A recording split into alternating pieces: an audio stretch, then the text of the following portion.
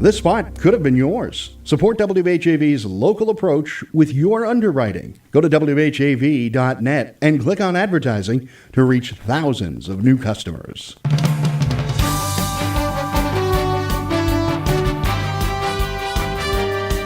97.9 FM WHAV. Catch the wave, WHAV, Merrimack Valley. Open mic. From the Edwin V. Johnson Newsroom, 97.9 WHAV FM presents the new Open Mic Show with Bill Macek. Make your voice heard. Call 978-374-1900. That's 978-374-1900. And good evening. The snow has ended. The sun came out a little bit. There's hardly anything left, but I'm hoping that's the last one. Bill Macek here on the new Open Mic program on WHAV 97.9 FM. Also available on HC Media, which is your local cable access station. If you're in Haverhill, and also some of the surrounding cable access stations also have us up on their cable access on your television. You can also go to WHAV.FM, or you can go to WHAV Facebook page, and you can find us all over the place. So we are international. We are worldwide with our program on Monday nights between 6 and 8.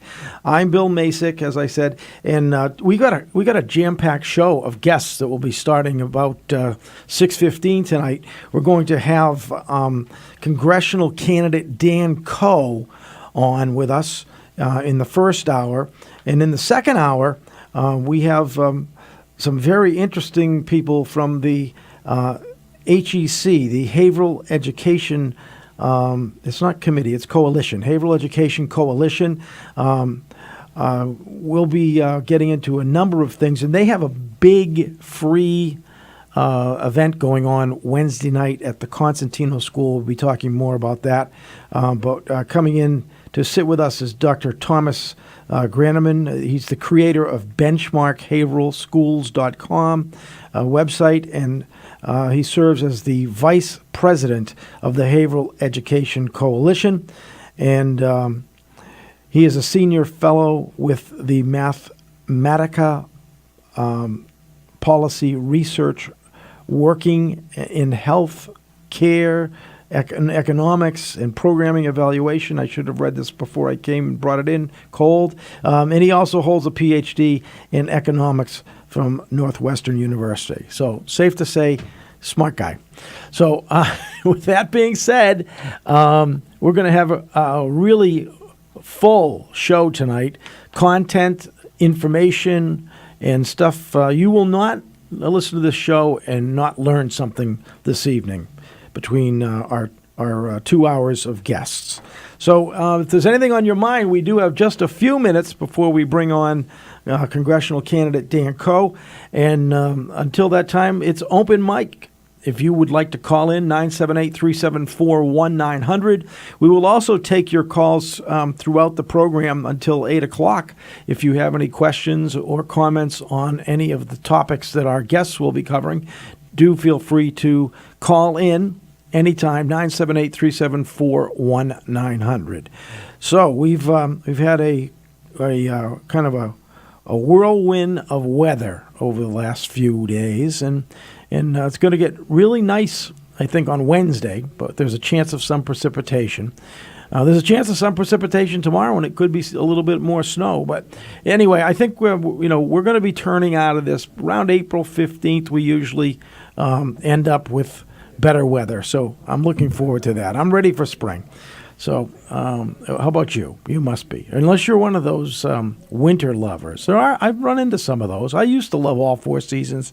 Now I think I've moved winter to the least favorite. But I guess that's what happens, they say, with age. So if you have any thing on your mind, I think Dan Koh has entered the building. I think I saw him in the production studio. So that's good. We're going to be taking a break in just a couple of minutes. But, we also had a terrible accident on 495 in Haverhill. An 18-year-old driver was killed as that car crashed, and I think it rolled over. It looked like it had. And there was a 19-year-old passenger who was in bad shape in, I think, Lawrence General.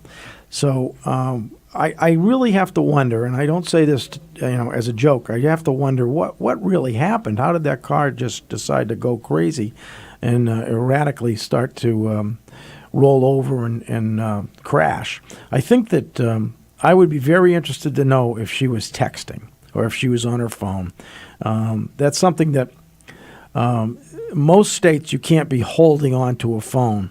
And we aren't allowed to legally be texting, but it's hard for the police to say, well, you were texting, I saw you moving your hand. Well, oh, no, I was just answering the phone, that's all, it was ringing. So I think we need to, get to that point probably for safety reasons, because the impaired driving is getting worse and worse. And they say that a large percentage of the accidents that occur are because of impaired driving. So usually that's a cell phone, and unless it's a nice big juicy sandwich or something like that, which I have to say I probably have done and put myself at risk and others, but I've survived so far, but no more. Those days are gone. Plus the roads are much more crowded than they used to be. Boy, we have traffic every day coming and going during the rush hours that resembles what we used to have when we used to call 4th of July traffic. So. And with that being said, it's 6:12, and we're going to take our break a few minutes early so we can bring congressional candidate Dan Koh in, get him situated. And when we come back, we will have our first guest up right here on the new open mic on 97.9 FM. Open mic! Bill Macek and the new open mic will be right back. Get in on the action. Call 978-374-1900. If you're enjoying this program, consider becoming a WHAV member right now. Just click on the membership tab at WHAV.net. For more in-depth coverage of the news, visit WHAV's website at WHAV.net. How does one man get himself into so many impossible situations? This is a question you'll probably ask yourself when you follow another hilarious adventure of Throckmorton P. Gildersleeve. Yes, Gildy's eye for the ladies and his impulsive temperament managed to entangle him in a web of riotous circumstances.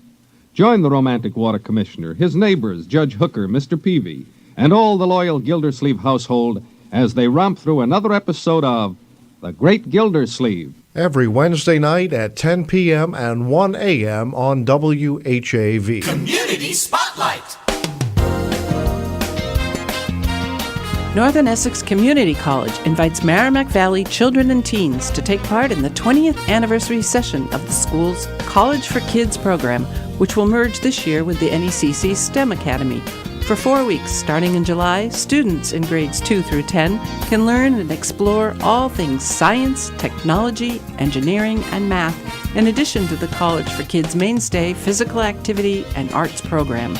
To register or for more information, contact Alicia at 978-556-3332. Someone you know is on WHAV. To submit or read your own nonprofit announcements, click on the Contact tab at WHAV.net or email news@WHAV.net. In the Edwin V. Johnson Newsroom, this is Robin Fancher.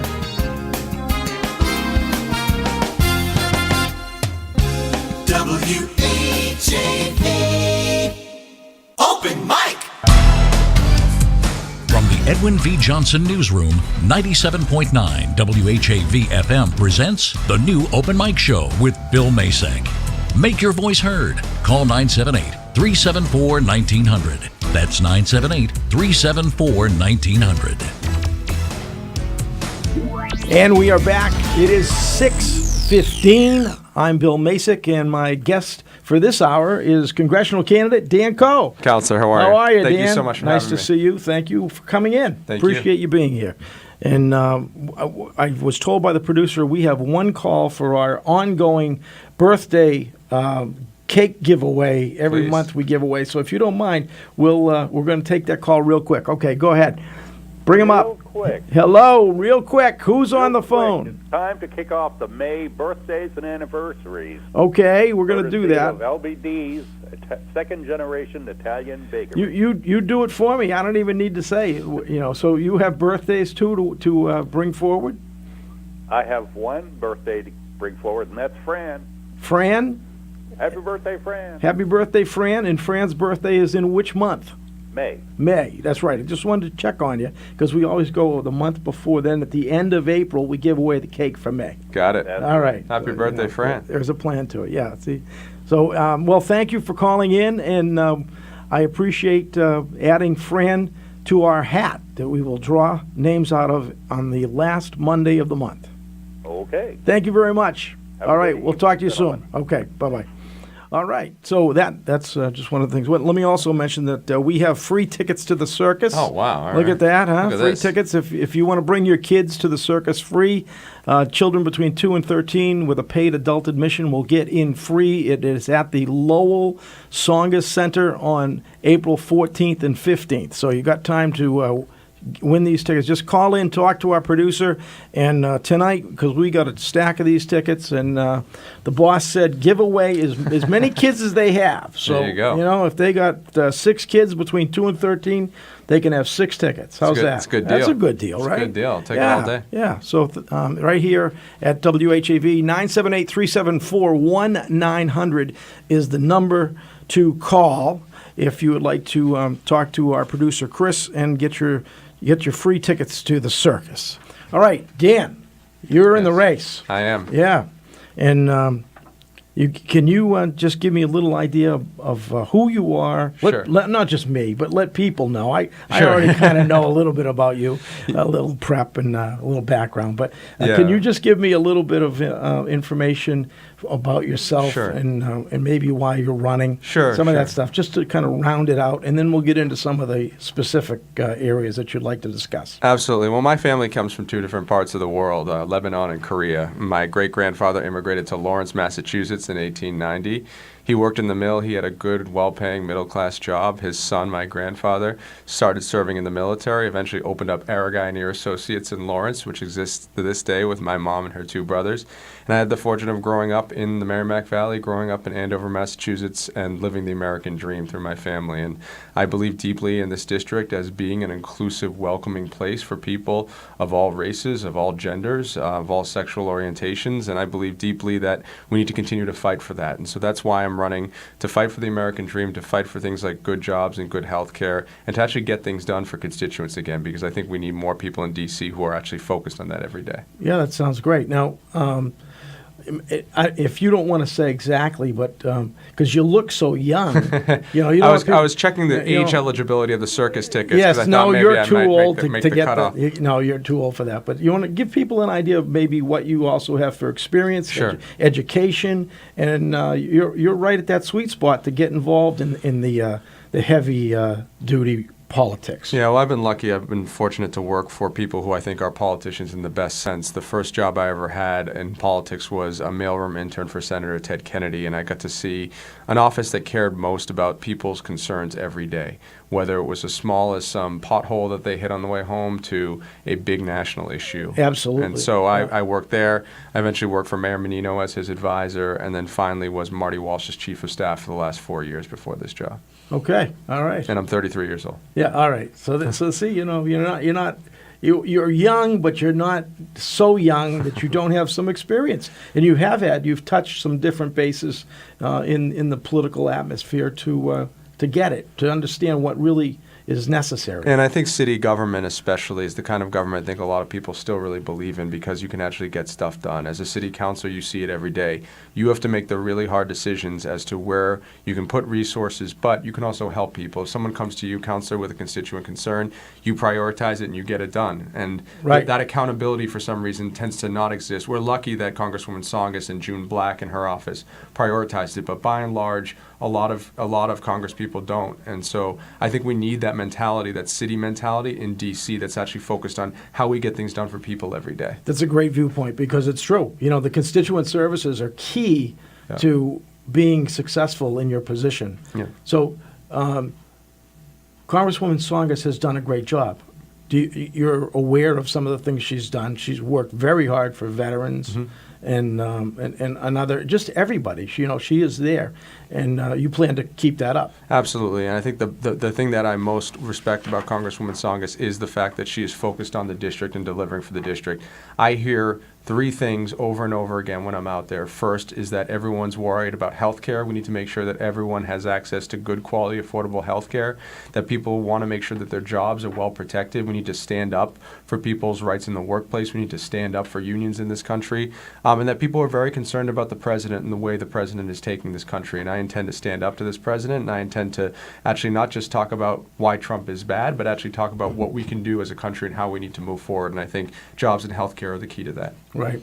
Now, do you have any family members that have actually served any positions? I have. My father was Commissioner of Public Health of Massachusetts from 1998 to 2003, and then was Assistant Secretary for Health under President Obama. And seeing his service and seeing, honestly, how he was able to help people in his role was really inspiring for me growing up. Once again, that gives you more almost hands-on or like, right there with knowing what's going on, kind of like being part of it almost. I'm sure the conversations at times. Dinner table conversations were yeah. interesting. You know, you grow like up watching Madam Secretary. kind of like that. I mean, look, you grow up in an environment in which, every day the conversation is, what were you doing today that's helping people, and in an environment where people actually believe that public service and the public sector is a place where you can actually do things to help people every day, and that's something that we need in this country. We need more people who are focused on that goal. In theory, everybody in D.C. should have the same goal, which is to help as many people as possible. Unfortunately, because of divisions, because of people's interest, because of the attention on things that are really not relevant, that doesn't happen anymore. And I think we need more style of the politics of Ted Kennedy, which was a guy who, yes, was very out front on issues, but his biggest priority every day was focusing on delivering for his constituents, and that's what we need. Absolutely. Now, how would you, seeing your father a doctor, your mother's a doctor too, she right? Is, yeah. So you have doctors in the family. What about health care? Where do you see, where are the snags? It's crazy. The thing that I hear most on the trail is, what am I going to do about my health care, because I'm trying to decide between literally putting food on the table for my kids or paying for my prescription drugs. That is a horrifying choice that no one in this country should have to make. And so what we need to do is, first and foremost, I believe we need to stabilize Obamacare, the ACA. Right now, with the individual mandate repealed, I think it's unstable, and we need to make sure it becomes stable. So that's the first thing. Secondly, I think we need to look at how we have more certainty in the healthcare system and move to a single-payer system, a system that allows people to all have access to the healthcare that they need. It's really an issue that every single person faces. Everyone gets sick at some point. Everyone is subject to potentially getting sick, and we need to make sure when that happens for anyone, regardless of what income you have, that you have access to good quality treatment. And quite frankly, that's not happening in this country today. And we were one vote away from 23 million people losing their health insurance just 6 months ago, and we can't lose sight of that. Right, that's right. Now, when it comes to single payer, Yep. Isn't that Bernie Sanders' drum that he's beaten? Well, I think a lot of How's yours different? Well, I think a lot of people in the Democratic Party have realized that, when you look at how it's worked in other countries, and if you look at the way people benefit from a system like that, that you can actually deliver quality care, and that the scale in which you're able to negotiate things like prescription drug prices can make up for the difference in cost. I certainly think that President Trump's trillions of dollars in tax cuts for businesses would have been better served going for something like solving health care in this country. So I think for the naysayers in there about this system, I think we really need to take a hard look at what we are spending our money on in this country and think about better uses for it that would actually benefit all citizens. Have you thought about the imperfections in our systems? Yeah. Where people are double, triple dipping, they get caught with 3 EBT cards, where there's a lot of so I hear that there's a lot of fraud in Medicare, Medicaid, for just improper billing, those kind of things. So, have you thought about maybe, because I'm not hearing anybody say we got to tighten up the leaks. Well, there's certainly a lot in the system that I think needs to be reformed. My parents are doctors. They see it every day. People who are dying unnecessary deaths. They see people dying preventable deaths. I think one of the biggest issues in this country, that's somewhat to your point, is that people aren't getting enough preventative care, right? People who get sick because they're worried about co-pays, because they're worried about all kinds of costs, instead of going to the doctor early when they're feeling the pain, they wonder, I'll wait a couple months and see if it gets worse. By the time it gets worse, it's more expensive for everyone. That's right? part of it, too. So a better healthcare system where people feel like the barriers to them seeing a doctor are lower means that people get access to care earlier, that I think reduces a lot of the barriers that we see right now. And then the other one I think that people are concerned about is they don't want to have what at least the haunt appears to be in Canada, that you are sick, you know it, and your name goes on the waiting list for a specific operation. Yep. And so obviously there's ways that we need to look at this to make sure that people continue to receive the care that they deserve. The quality care. And the quality care. But actually, there are models out there that shows that a larger program with the right negotiating power can actually be cheaper and on the whole deliver I agree. better I care. think it can be. I think if you think about it, do it right, reform it. Yep. I think it can be a much. So vote for me. No, vote for Dan Koh. I'm not running for Congress, but Dan is. Yeah. And I think you've actually. We're going to be taking a break shortly, but I just want to say you've received a lot of already big support. Yep. And I want to congratulate you for that. Thank you. And I think it says something about how you're already respected within the community, in a sense. Well, I'm very fortunate that especially people who are at the city and town levels who actually understand how politics really works.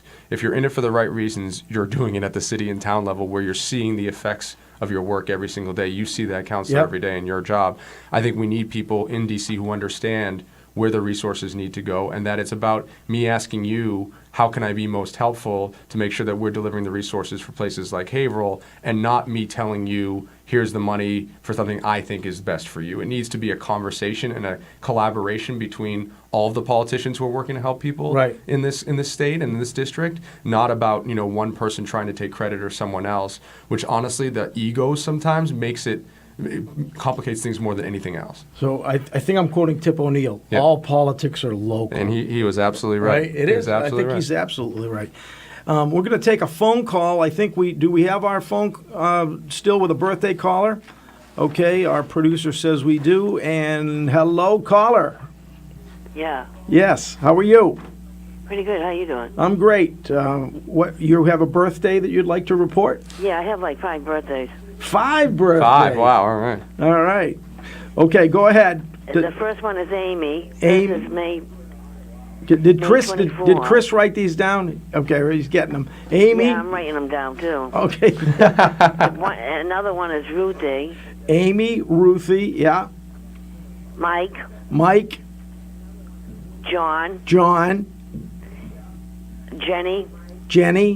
And Ian. And Ann, all May birthdays. Yep. Okay, they're all now in the drawing at the end of April, last Monday of April. We'll be doing a drawing for the free birthday cake, and maybe one of your 5 birthday buddies or relatives will be winning that cake. Thanks for calling in. Thank you. Bye. Okay, bye-bye. I'm Bill Macek. I'm the host here on the new open mic program on WHAV, and my guest for this hour is Congressional candidate Dan Koh from Andover. If you have a question for Dan, get on the phone right now, 978-374-1900. You'll be next up right here on 97.9 FM. Open mic! Bill Macek and the new open mic will be right back. Get in on the action. Call 978-374-1900. If you're enjoying this program, consider becoming a WHAV member right now. Just click on the membership tab at WHAV.net. It's 6:29. 97.9 FM, WHAV.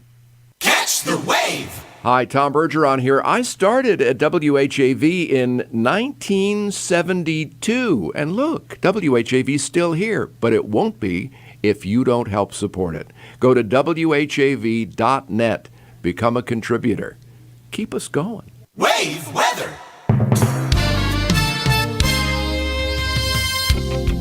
Here's the wave weather forecast for Haverhill and the Merrimack Valley. For tonight, increasing cloudiness, low 31, light south winds. On Tuesday, cloudy with a chance of rain, possibly mixing with snow, developing in the afternoon. High 48, low 41. And the outlook for Wednesday, a chance of rain, then becoming partly cloudy and breezy. High around 60, low 29. I'm WHAV meteorologist Jim Vaughn. Your next wave weather in 30 minutes.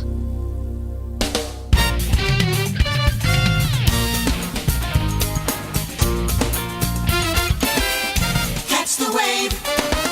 WHAV. Open mic.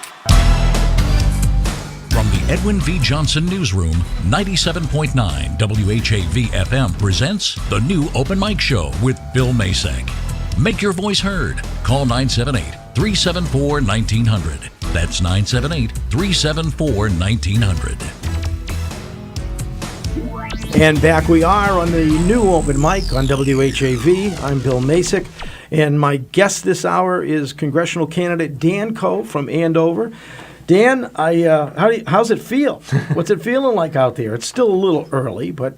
It's been wonderful. You know, I think that it would be very understandable for a lot of people to feel disheartened after November of 2016. But I've heard so many people say, this is the first time I've ever volunteered for a campaign. We have people come in our office and say that a lot. We say this is the first, I really want to fight for the country I believe in. And especially this area, especially where I'm from, the Merrimack Valley, people are really, really, really engaged here, and they want to be part of something that they think is meaningful to them. And I'm fortunate and humbled that they believe that that's the campaign. That's great. That's great. We have a call from a guest, Dan. I think it's for you this time. I don't think it's just birthdays. So we'll let Chris bring that call up. And hello, caller. Hi, I'm Nathan from Andover. Wait, excuse me. You're a little broken up, so speak loud and clear into that telephone of yours. Yeah, absolutely. I'm a student, and I'm concerned about gun safety. And I wanted to ask Dan, what are your thoughts on the March for Our Lives, and do you support gun safety? Yeah, no, thank you, Nathan. Thank you for calling in. Fantastic question, and a question that all of us should be thinking about every single day. First of all, the Parkland kids are amazing, and it's amazing what they did out of tragedy to create such an amazing movement. Yeah. But I think the thing that we need to all talk about is, now that the march is over, what's the next steps, and what are some practical next steps for gun control? And there are many of them. Banning bump stocks, in my mind, is a no-brainer. Universal background checks at gun shows and all of those different places, a no-brainer. Banning assault weapons, I think, is a no-brainer. These are things that, if you look at the data, the vast majority of Americans agree with. There's absolutely no excuse why we can't have common sense gun control in this country, and it would definitely save lives. I mean, how many more lives do we need to lose until we do this in this country? And it's time to do it. Yeah. Okay, caller, are you still there?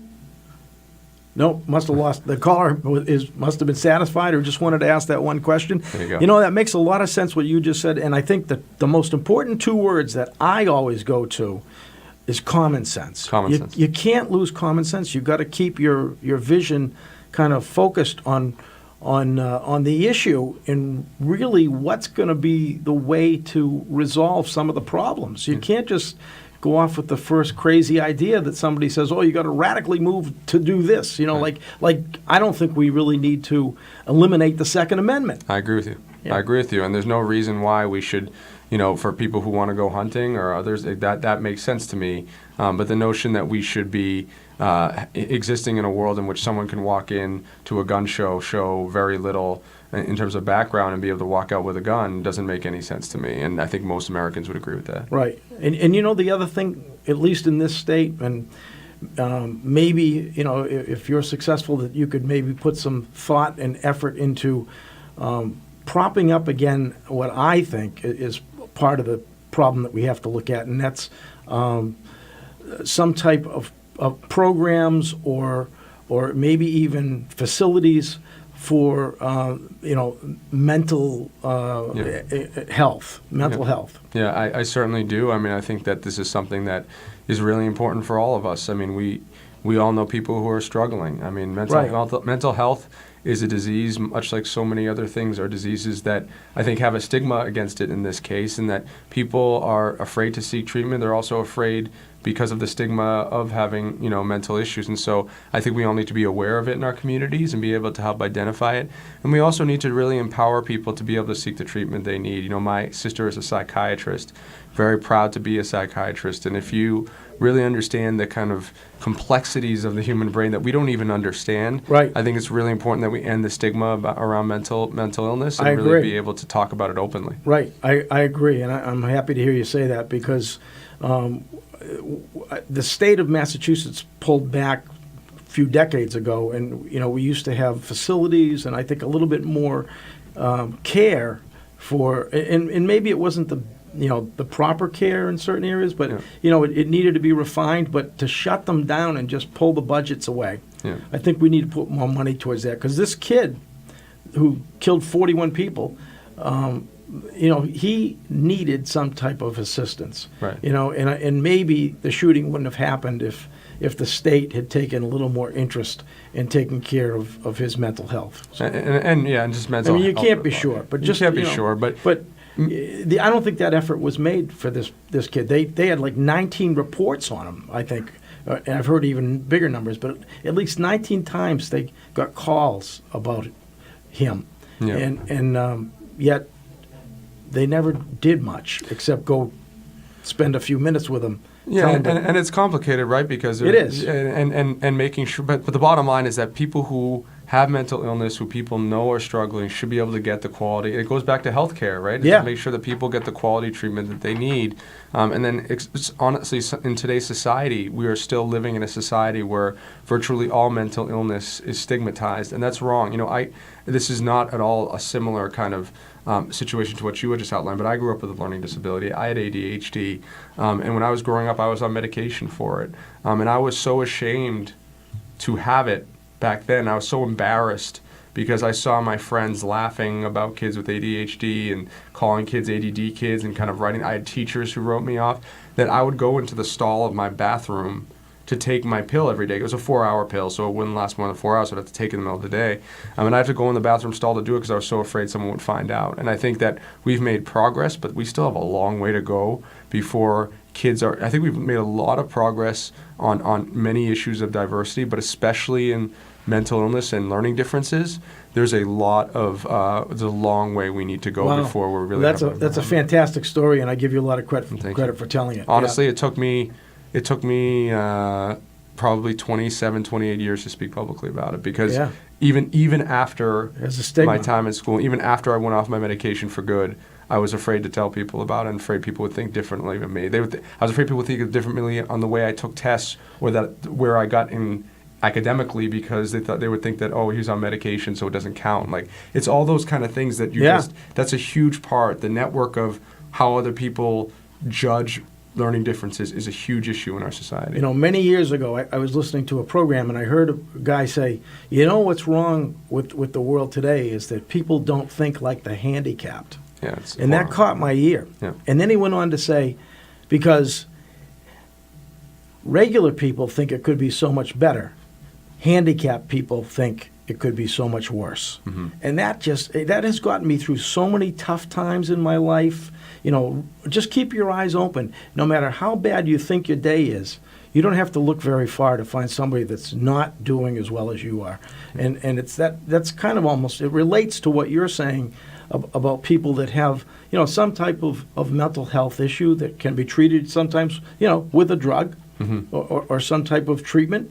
And that's the way to go about it. You can't try to push it into the closet or bury it. Right. Look at your achievements. You've done quite well for a young guy. I can call you a young guy. And how many people make it to be? What was your official position with Marty? You were chief of staff. Chief of staff. Yeah. For the Boston mayor. Not many people have that as on their resume. Yeah. And so, the great experience and the things you've done and things you've encountered in your life, I think will all come together, to make you a good thinker. You are a good thinker, but, to make you get through the things that you'd have to do to be a good congressman. Well, I was lucky because I had a good support structure and parents who loved me unconditionally, and who, despite the fact that I drove them crazy, because for some people, reading long books or doing long assignments was a challenge. For me, it was even just disciplining myself to sit down to read in the first place. And despite the many times in which I didn't do what my parents told me to do, they stuck with me and they supported me. I'm lucky that I had that family support. A lot of people don't have the benefit Unfortunately, of that family today, support. a lot of people. No, they don't, and so we need to. That's where government and that's where people need to communities need to come together to make sure we're taking care of those people who don't have that support structure, because that can literally make all the difference. If not for my parents, I wouldn't be talking to you today. Right, that's right. Yeah, absolutely. And there's so many kids that are single parent kids, and they're latchkey kids, and they don't get the assistance that you got to get you through your problems. That's exactly right. You know, that's why I'm promoting an idea I have. You know, we used to have a bookmobile in Haverhill. It was kind of like a library truck that traveling went around, library, right? Yep. Because at the time, you know, that was something that was good for the schools, that we had that showing up. I remember when I was a kid that I went into the bookmobile on a certain day of the week, you know, came around, and you returned your book you had from last week and brought it and got a new one. And it was great. I think because the hunking school that we have in Haverhill, but I think this is something that, if it isn't, and I don't think it is being done, I think it's my idea, but maybe not, but I'm not trying to steal an idea. But I would like to see, and I think that we could put this together almost through donations, is to do a techmobile, because the kids at hunking school have state-of-the-art school, 21st century school, and they have all the technology. And then we have some 100-year-old brick schools that are still out there. And I want to try to level that playing field. So I'm trying to get some traction for maybe, we could maybe find a car dealer that might give us a vehicle. We could maybe find either Microsoft or Apple, the competing interests, to give us some healthy competition going. Give us some equipment for inside. Right. And then we just need probably, I don't know, maybe an electrician to wire it up. But, I think we could pull that off. And I just, I'm not on the school committee, though. Yeah. So I'm trying to get some school committee people interested. And, I'm not going to give up on that, because I think that would help bridge that gap of what our hunking school offers to our children. What do you think of that? Yeah, we do need to figure that out, because, listen, I recently was able to visit through vice chair of the school committee in Methuen, Nick Dzongas. He took me to Methuen High School, which has been renovated recently, and not just renovated physically, but in terms of the way kids are learning is dramatically different. And so every kid has an iPad. That's how they primarily learn. That's the way it should be. Which completely in this day and age. It blew my mind, because I remember the days in which I had like 5 textbooks in my backpack, and I didn't read them enough as I should, but they were there. Right. And that was the way to learn. Kids are learning dramatically different. And you mean to tell me that a kid who learns on an iPad isn't learning differently from a kid who has textbooks that are old or not usable or not able to afford those books? It's a dramatic difference, and this is a combination of things that causes a person to have a good or bad education. Right. It's not one single thing. It's little things that add up, and those kind of things, that creates a disparity. That inequality is becoming worse in this country every single day, and we really need to figure out how to fill And that. I think it will stack up for them to go into higher education too. Absolutely. So the move when they leave the Haverhill school system as a high school graduate, They're prepared. They're prepared, and they're going to compete better at whatever college level or whatever profession they choose to pursue. Absolutely. Yeah. Hey, you know what? We got to take a break right now. All right. And we'll be back can you stay till 7? Absolutely. Thank you. All right. Bill Macek here, your host on the new open mic, along with my guest, Congressional candidate Dan Koh from Andover. Do feel free to call in if you have a question or a comment, 978-374-1900. We are at 97.9 FM. Open mic. Bill Macek and the new open mic will be right back. Get in on the action. Call 978-374-1900. If you're enjoying this program, consider becoming a WHAV member right now. Just click on the membership tab at WHAV.net. Why pay $250 to $350 a year for half as much news? On air and online. 97.9 WHAV provides more Greater Haverhill news more often than any other sources combined. Support the only Haverhill-based news source with your tax-deductible local news membership. by clicking on the membership tab at WHAV.net. Catch the wave.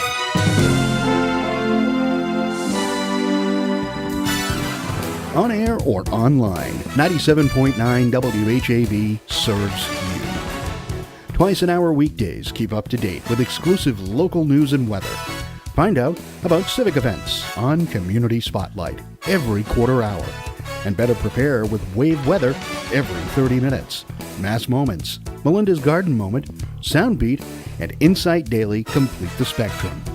Hear classic comedy and drama 7 nights a week at 10 p.m. and 1 a.m. Finally, a unique blend of rock and roll hits from the 60s, 70s, and 80s round out the entertainment. Stay with 97.9 WHAV, the only Haverhill-based news source.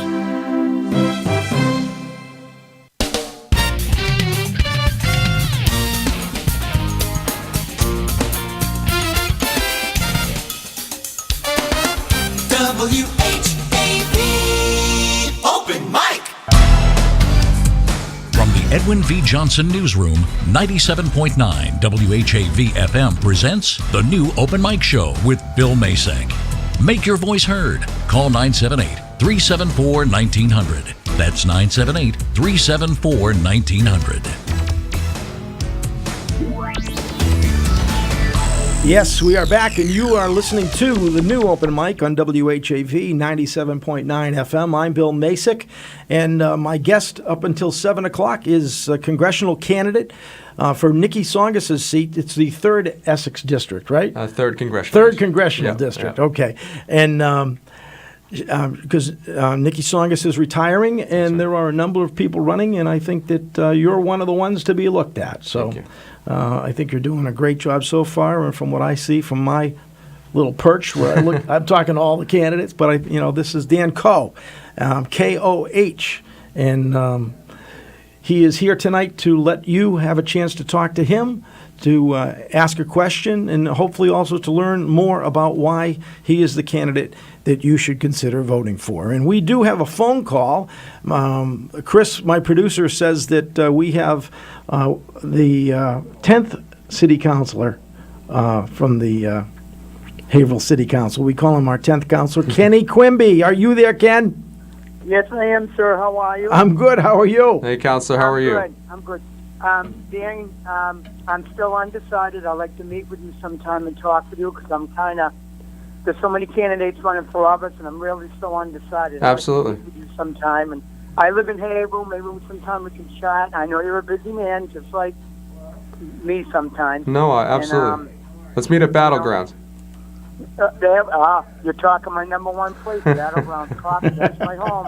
I live there. That's a every great day of the place. week, yeah, and it's and I hope you do well. I feel good about you pushing to get on Congress. I just hope you do a lot for the area, not just Haverhill, but the surrounding areas. You know what my number one thing is? What's that? Bring jobs to the area. Yeah. Please bring jobs to the area.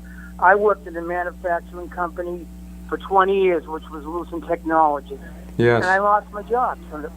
So now it's kind of hard for me to go out and look for that manufacturing buzz, and it's hard to bring back jobs to the area. And that's one thing I hope you do if you are elected this coming year. That would make one happy person out of me, and maybe other people for the area for jobs. Not just Haverhill, Lawrence, Andover, Lowell. I can go on, and so forth. And that's what I'd like to see done with any congressional candidate running for office. They need to bring jobs back to the United States, back to Massachusetts, and this area is hurting.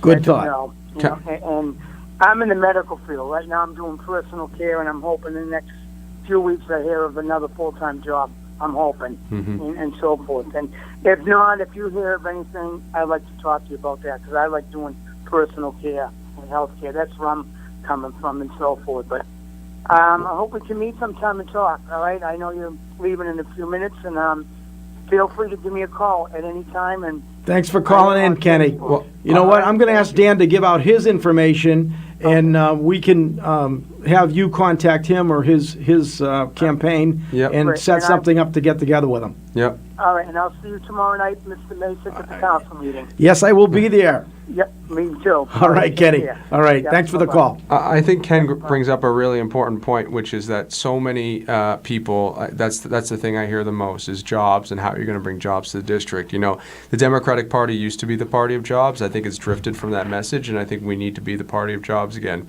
People ask me a lot, how are you going to be effective as a freshman congressman, 1 out of 435? What I say is the one thing I know that I have complete control over is how I spend my time delivering to the district. I was fortunate to be on the team, the 4-person team under the guidance of Charlie Baker and Mayor Walsh, to bring GE to Boston. I know how to go to companies and convince them to come places. We need people who are going to, in their spare time, not figure out how they're going to get the best TV hit for themselves or how they're going to get the most attention, but how they're going to call companies and say, hey, come to Haverhill. Let me show you some sites with Mayor Fiorentini and Councilor Macek. Let's go to Lawrence. I'll show you a beautiful office space right by the river that's right by the train station. And I'm going to be the one hustling. That's the thing that I like doing most, is making sure that we're bringing good jobs. And that's something that I think every congressperson should be prioritizing. Yeah, and again, great experience with that GE fine for Boston. Yeah, absolutely. Do you want to give some information? We have actually 2 calls. Let's wait till the very end, and then people can get information on your campaign and where they can get more information, and maybe reach out and maybe even become a volunteer for your campaign. Absolutely. All right. Okay, let's go to one of our calls that's on hold. Hello, caller. Hello. Hello. Yeah, you there? Yes, I am. We have Dan Koh, congressional candidate, with us, and he's waiting for your question. I want to talk about Plugs Pond. Okay, well, Dan's not really involved in that. Can you hold that till another time? I'm sorry. We have another call on hold. We're going to go to it right now. Thanks for calling in. We'll do Plugs Pond later on in the show, okay? All right. Thank you. Okay. All right, we've got our next caller up. Hello, caller. Good evening, Bill. How are you? Hi, Jerry. Do you have a question for congressional candidate Dan Koh? Candidacy, a friend of mine is a friend of him. His name is McCarthy, Jimmy McCarthy. Tim McCarthy's a good man. Isn't he? Yes. He's a great guy. I met him when he was working at Public Works. Now he's a city councilor doing a great job for Hyde Park area. He's the city councilor in Methuen, and he's doing a wonderful job. And as I said, good luck in your quest to Congress. Yeah. One thing I would like you to keep in mind, the promise that Donald Trump has made, that he keeps it, is infrastructure. And it's the Merrimack River is entwined entwined in needs for infrastructure. We've got all these communities that have what's called combined sewer overflows, and the river is not what it used to be. After the Clean Water Act, everything was going forward, but Dan, now it seems like in the last 5, 6, 7, maybe 10 years, there's been a standstill, as far as federal dollars to take care of our drinking water source. And I was just wondering if you would keep that in mind when you win the election. Well, you make a great point, which is infrastructure is not just about roads and bridges, which is really, really important. President Trump's plan actually doesn't create the kind of jobs and quite frankly, provide the resources of infrastructure that we need. Yeah, it doesn't provide ribbon. It doesn't provide ribbon cutting, does it? Right, ribbon-ready projects. And so, to your point, sir, the reality is, yes, roads and bridges are critical, and we need that, but we also need to make sure that we're providing the pipes and the water treatment facilities that make cities and towns work well. And sewage treatment. That's right. Look at, for example, Lowell as a maximum. They can't, in other words, they can't tie any more sewers in. But, economic development is kind of at a standstill because they can't take care of the sewer problems, And, right. And look at how much even Salem, New Hampshire, and Plastown, New Hampshire, are concerned about the Merrimack River because Plastow is taking water from Haverhill, which has rights to the Merrimack. Right. And Salem is taking water from Methuen, which also has permission to withdraw water from the Merrimack. All right. The Merrimack River, I would say it's almost the same value as oil. You know. Yep. And if you don't have drinking water, what do you do, really? And we take for granted that our water is filtered and treated well, and that's good government makes sure that happens. At home, everybody takes it for granted. Right. Jerry, thank you for your call Jerry, tonight. thank you. We're going to move on because we got to get wrapped up here with Exactly, Dan Koh. man. Good luck, Mr. Koh. I appreciate it. I'll be rooting for you. Jerry, I appreciate it. Thank you, sir. Thank you, Jerry. Okay. All right. Well, this is the new open mic program. It's 6:55. Dan Koh is with us for just 5 more minutes. We could probably sneak one more call in. But, Dan, I want you to get in the information about how people that, such as Jerry, who just called in, appears to that you've won him over, that he's going you got to vote there. Yeah. So hopefully there are others that maybe are not willing to call in. A lot of shy people out there, Yeah. but they're listening. Yeah. That's what I've found out. Not everybody likes to call in, but they will listen and they learn. Yeah. So I think a lot of people have found out more about Dan Koh, who's running for Niki Tsongas' seat. And I'd like to also have you give out a little information on how they can people can reach out to your campaign, how Kenny Quimby can reach out and maybe get an appointment and buy you a cup of coffee at Battlegrounds. And so why don't I just turn it over to you for a little info, and also if we have time, I'd like to hear about how your campaign is progressing and what it feels like out there. Yeah, well, look, I think any person who wants to run for office or who is serving his or her constituents needs to be accessible. That's the first thing. And so just to prove, I have my card out so the counselor can say that I'm actually giving out my cell phone number. It's 978-225-7455. Call me, I'll pick up. You can email me at dan@koh2018.com.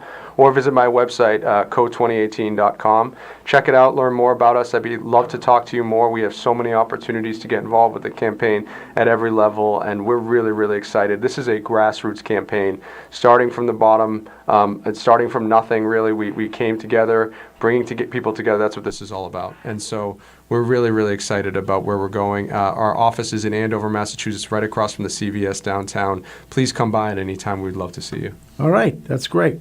We've got just a couple of minutes left. We don't have a call, so when it comes to jobs coming into, it is something. Even with the supposed low unemployment rate, it's not just jobs, but it's also good paying jobs. It is. And I think that we need to. So you have some ideas on what we can do here in the Merrimack Valley? Yeah, well, first and foremost, I think we need to send a very clear message to the world that this 3rd district is open for business, and that it's not just going to be advertising, but I will actively be out there with our town managers and city councilors and mayors working to bring good companies here. I think secondly, we need to make sure that people who want the education to get new and well-paying jobs, like the caller who called earlier, can do that for free. I think we need free community college to make sure that people can get the training they deserve and then be able to have access to jobs they deserve.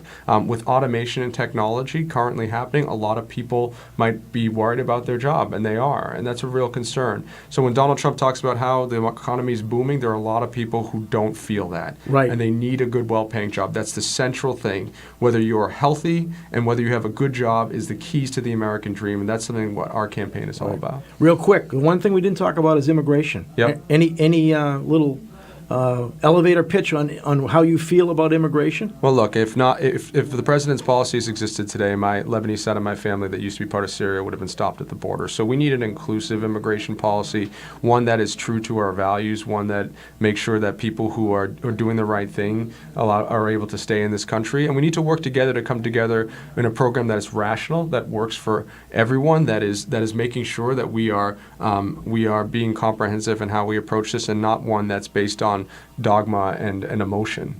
Great. Well said. Well, I want to thank you for accepting my invitation to come in. Thank you. And I want to wish you well. And, maybe if we have time, we'll get you back in for another round before the election. Thank you, Council. And, always feel free. You can get to us. Oh, a quick call. We got a quick call. Less than a minute. Hello, caller.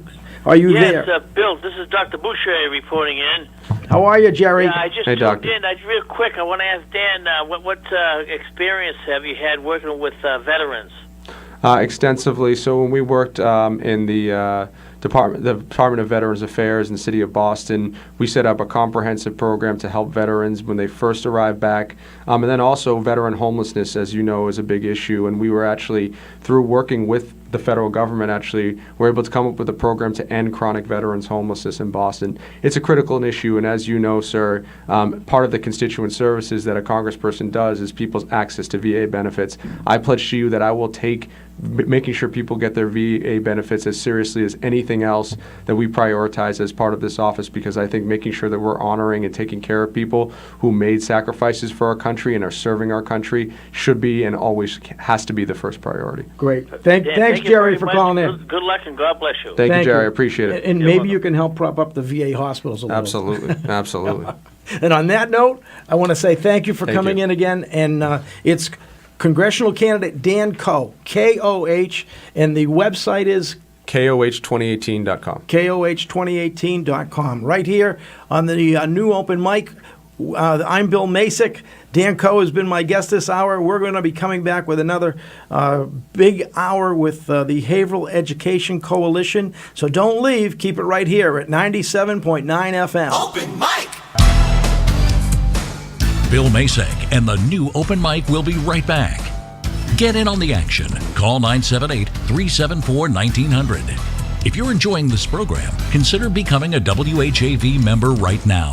Just click on the membership tab at WHAV.net. It's 7:01. WHAV LP Haverhill.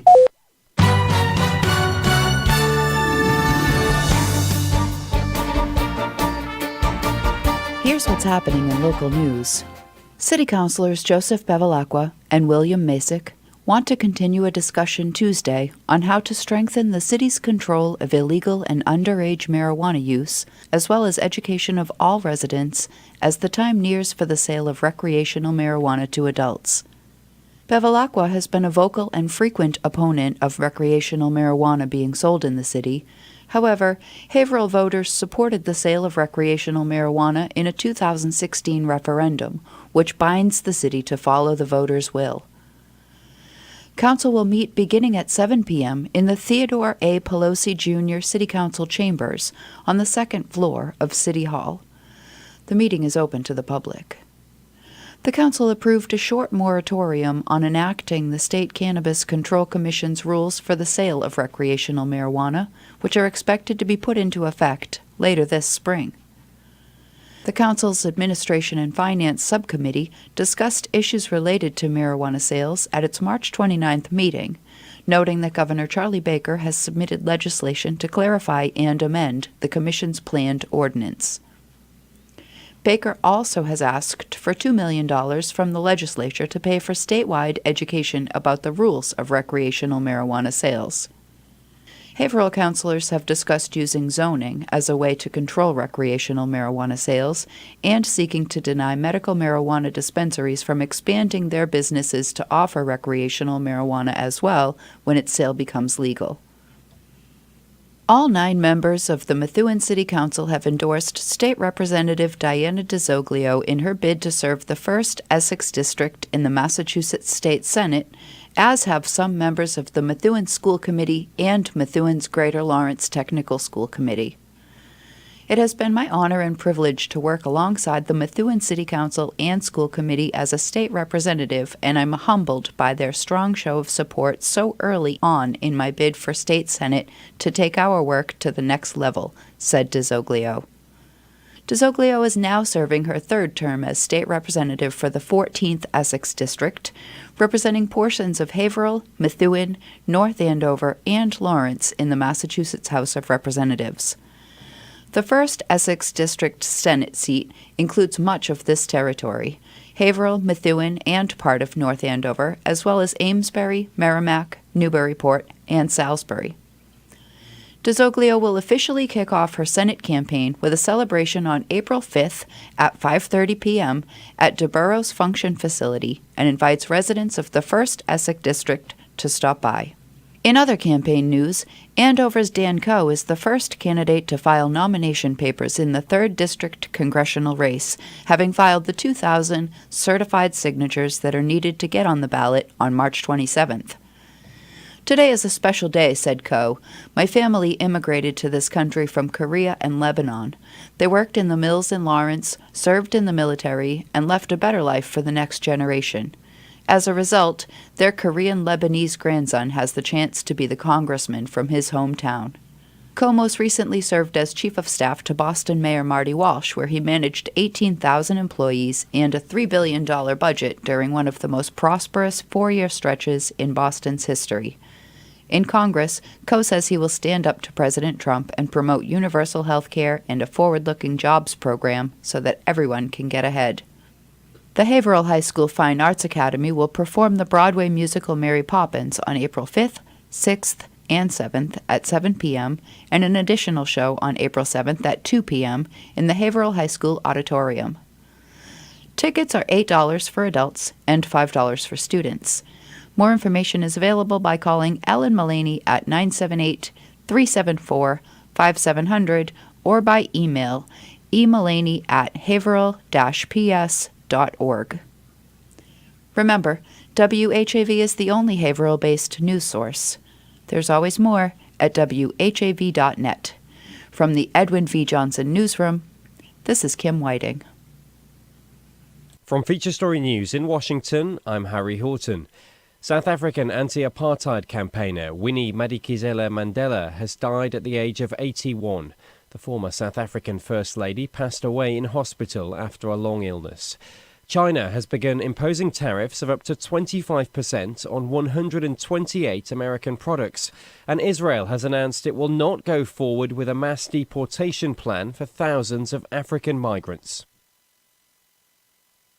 Wave weather.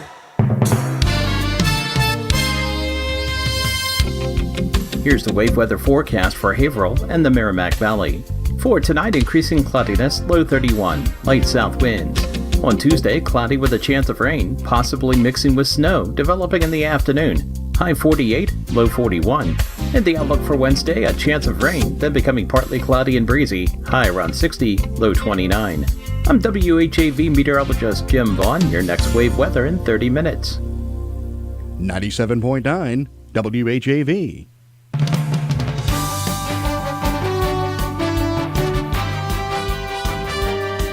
.9 FM WHAV. Catch the wave. WHAV. Merrimack Valley. Open mic. From the Edwin V. Johnson Newsroom, 97.9 WHAV FM presents the new Open Mic Show with Bill Macek. Make your voice heard. Call 978-374-1900. That's 978-374-1900. And we are back for hour 2 right here on the new Open Mic on WHAV 97.9 FM.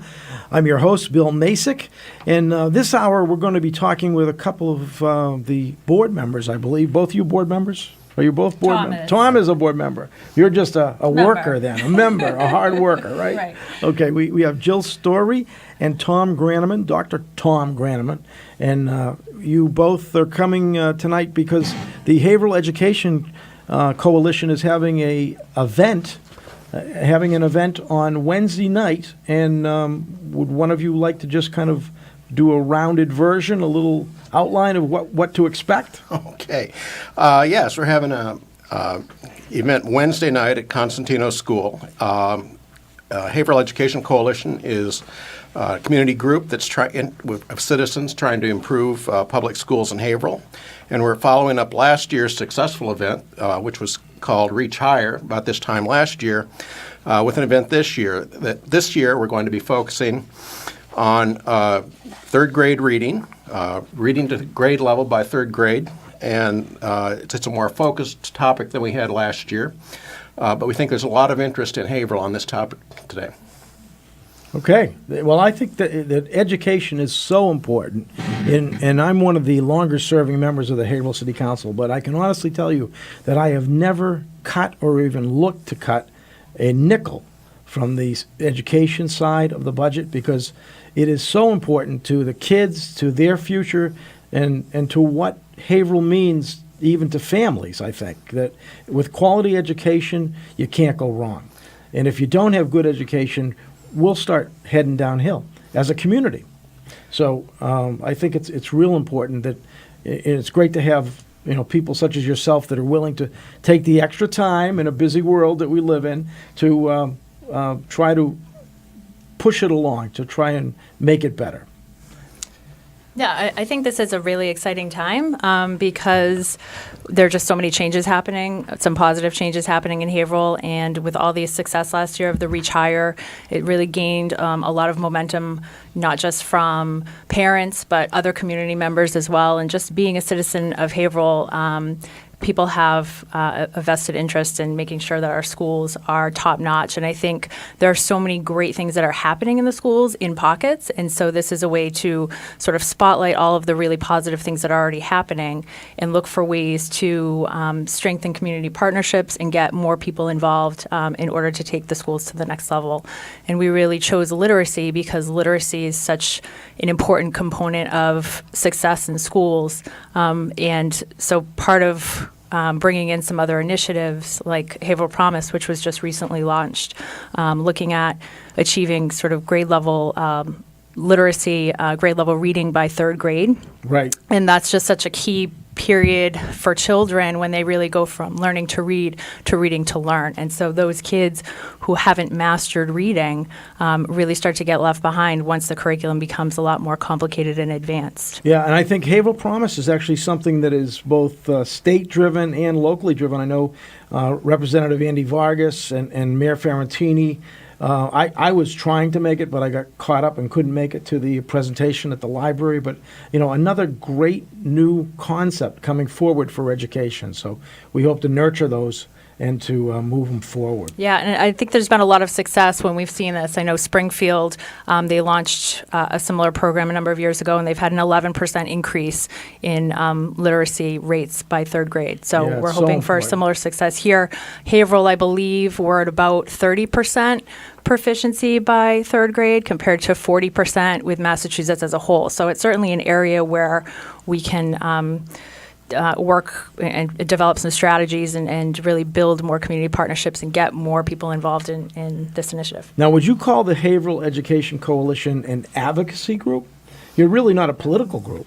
I think we're a group of citizens that trying to promote discussion of issues. So I'm not sure that we're advocating for any one position. I think we have a diverse group of people with different views on things. We think it's really important to have community discussions, to get the issues out there, to talk about things that are important, and encourage people to consider their votes for and spending for things that will affect the schools. Well, that's great because in an old-fashioned word, you might be like a think tank then. You take all the information in and you kind of try to figure out what's best. Well, we try to add value by giving information to people and bringing people together to talk about the issues. And we think that's what we're going to be doing Wednesday night with a much bigger group. We do it on a monthly basis with our small group, but this is our one time a Right. year we get everybody together for a serious adult conversation on major issues. Let's hope it stays that way, right? I think that I'm going to throw something out at you. I've been throwing it out. It's an idea that I think is a good one, and maybe you can. Maybe I should do it Wednesday night too. You can let me know, but if you don't like it, I'll tell you now. But we used to have the bookmobile when I was a kid. I went to Walnut Square School. I remember the bookmobile would come along, and it was like the library showing up at the curb. And I'd bring my book that I took out the week before, and I'd go in and return that and get a fresh book. And when I go into Hunking School, one of the things, and I've said this before, not the first time, I really say to myself, 1 down, 3 to go, because I would like to level the playing field as much as possible. Now, I know we can't just wave a magic money wand and make it happen. It's going to take years and effort to try to accomplish those kind of goals. But I think that I would like to have 21st century both schooling, housing, and education and the technology at the fingertips of every kid in the school, in the city if possible, in every school. So here's my idea, not the bookmobile, but the techmobile. And I think that if we took, and this is a rough concept, but to me, we could probably even work with some local auto dealer or something to get a van or larger, a good-sized vehicle, as, they can paint on it, donated or sponsored by XYZ, auto sales.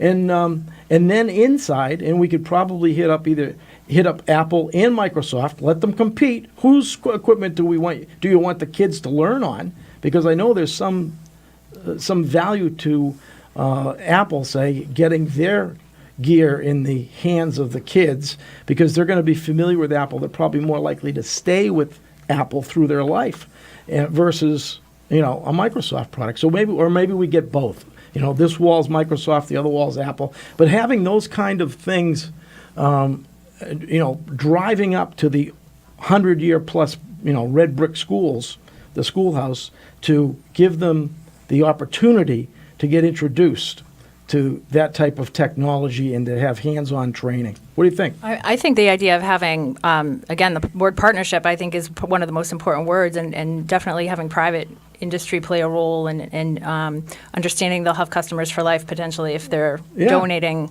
And I think there's a way to leverage technology with literacy for sure. I mean, when you're talking about ELL population, there's tools that are certainly beneficial.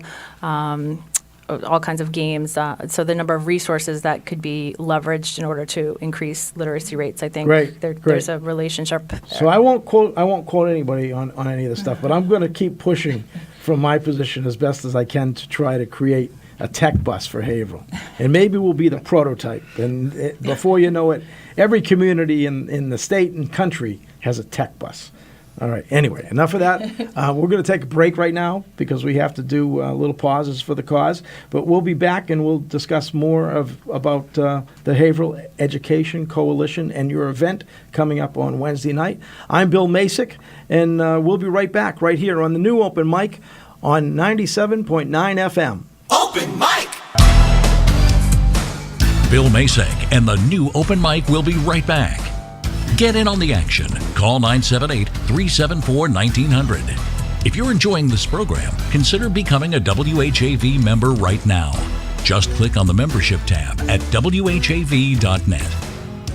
Those Boston stations don't always understand weather in the Merrimack Valley. Stay informed with WAVE weather every 30 minutes, 24 hours a day on Soft Gold WHAV. Catch the wave! Melinda's Garden Moments help gardeners create and maintain a healthy, beautiful garden with ease, inside or out and all year long. This is Melinda Myers, inviting you to tune in every weekday morning, right here on WHAV. You'll learn creative ways to grow your own vegetables and herbs while beautifying your landscape. Eco-friendly lawn care, flower garden design basics, unique container gardens, attracting birds and butterflies to the landscape, and much more. Again, please join me weekday mornings for Melinda's Garden Moment for a very environmentally friendly approach to gardening. Remember, only local radio can bring you this feature opportunity, but only WHAV does. Community Spotlight!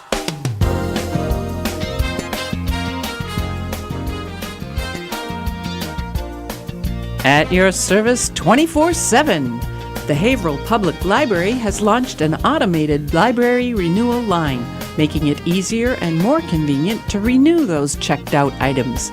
Patrons are now able to call 978-683-3175 to renew items, see what holds are available, and find out what items are checked out to them and more. Someone you know is on WHAV. To submit or read your own nonprofit announcements, click on the Contact tab at WHAV.net or email news@WHAV.net. In the Edwin V. Johnson newsroom, this is Robin Fancher.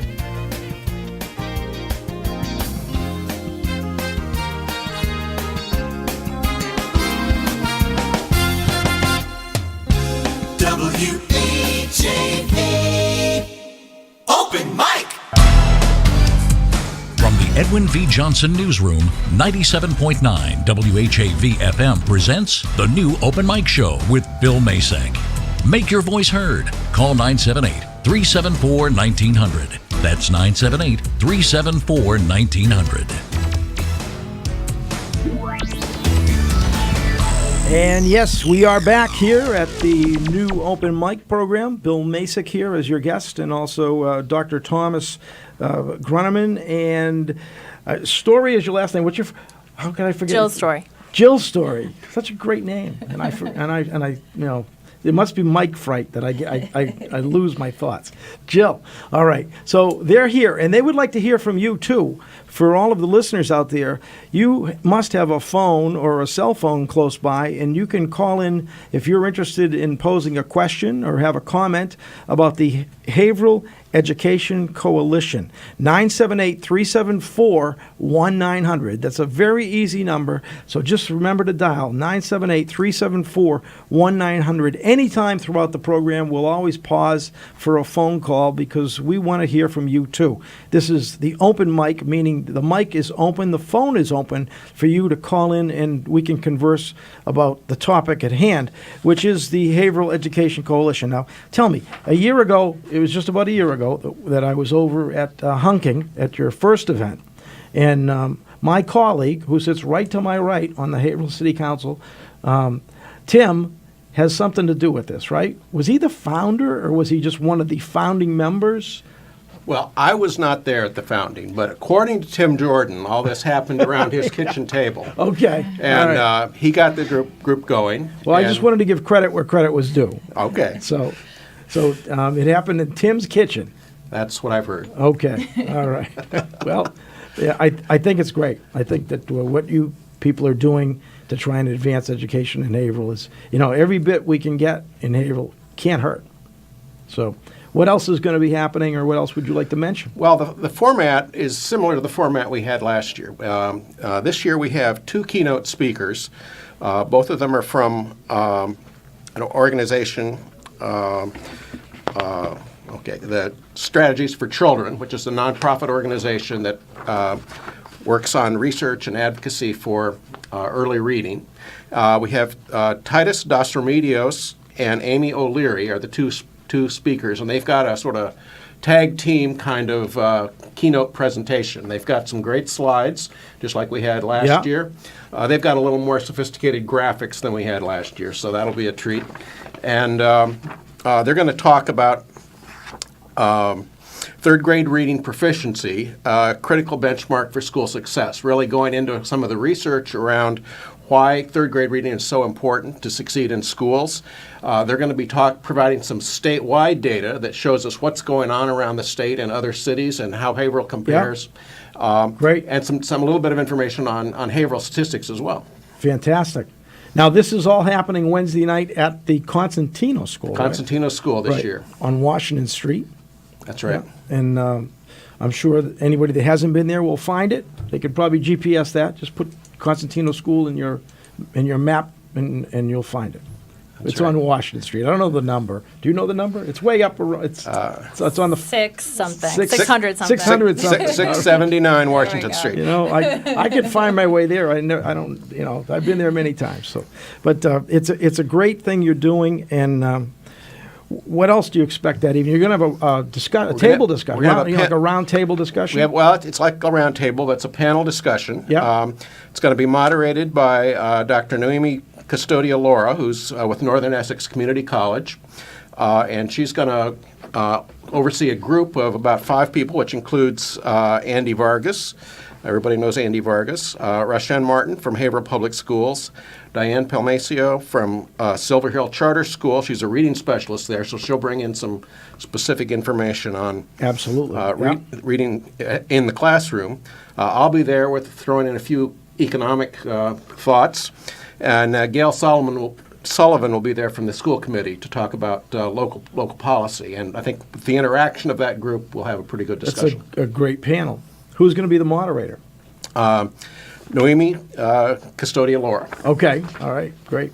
So I think that now is this being covered by HC Media, or are there going to be reporters there? Will people be able to see it if they don't show up? I believe so. I believe it's HC Media.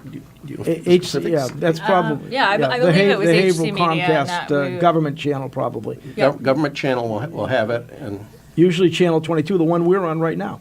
Right. Right. Yeah, and city council's on tomorrow night, and you get it Wednesday. That's right. Yeah, okay.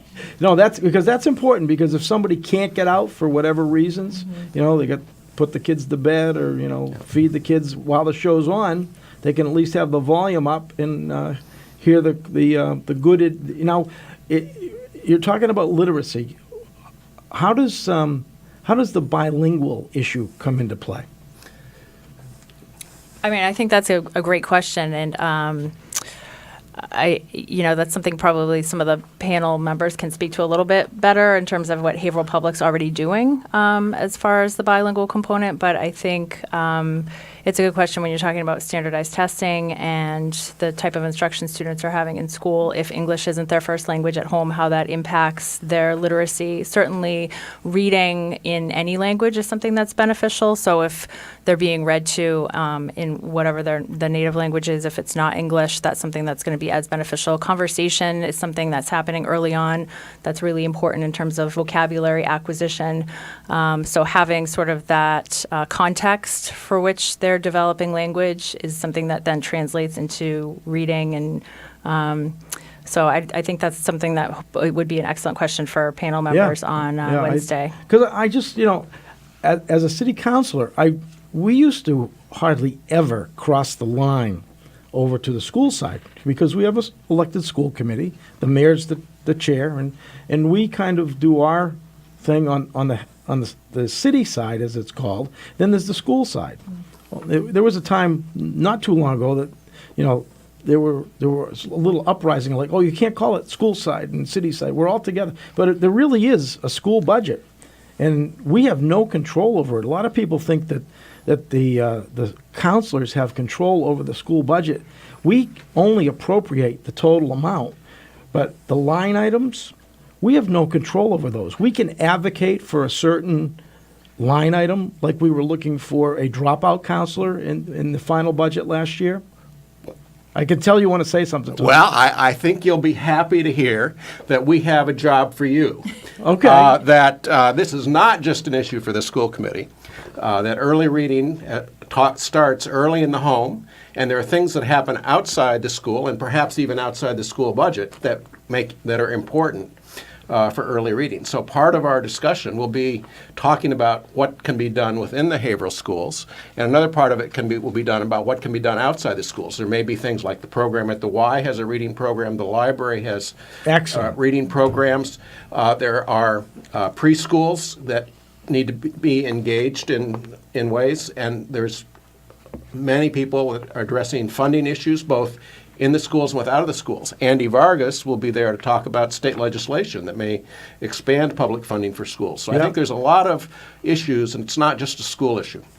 That's a great comment. I think you're 100% right. It's across, it's all walks of lives and everywhere that literacy is important.